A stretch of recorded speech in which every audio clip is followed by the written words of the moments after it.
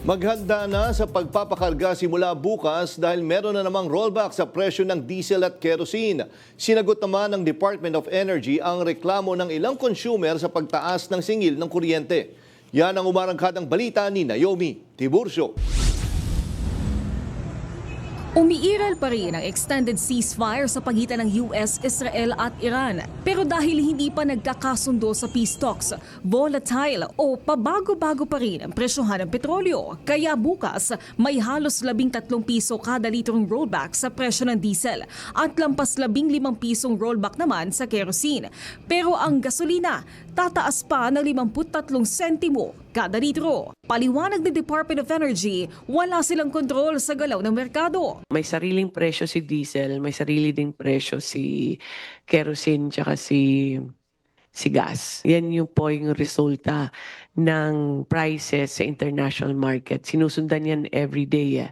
Tapos yun po yung result ng closing nila ng market. Pero sa ilalim ng State of National Energy Emergency, kontrolado nila ang minimum rollback at maximum oil price hike na ipapatupad ng mga gasolinahan. If there is unjustified na hindi pag-follow po ng advisory ng DOE, then we will have to file cases. Kung nakakahinga-hinga ang mga motorista sa petrolyo, di naman magkanda-ugaga ang mga Meralco consumer nitong nagdaang araw dahil sa bill surge o bigla ang pagsipa ng buwanang bill nila sa kuryente. Naunang inanunsyo ng Meralco ang taas singil na 53 centavos per kilowatt hour ngayong Abril dahil sa mas mataas na generation charge at paghina ng piso kontra dolyar. Nagpalala pa rito ang tensyon sa gitnang silangan.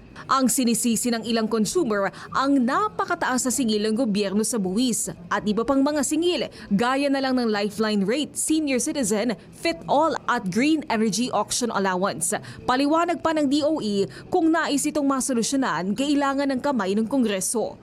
The lifeline rates and then the UCME these are programs, this is by law. These are charges in accordance with the law. May lifeline rate tayo na batas, meron dahil tayo sa IPIRA, no?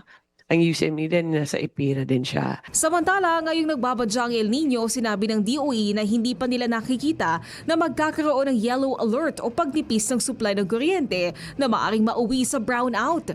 Sa kabila nito, hinihikayat pa rin ng DOE ang matalinong paggamit ng kuryente. Ako si Naomi Tiburcio ng PRTV News, nagseserbisyo para sa Pilipino.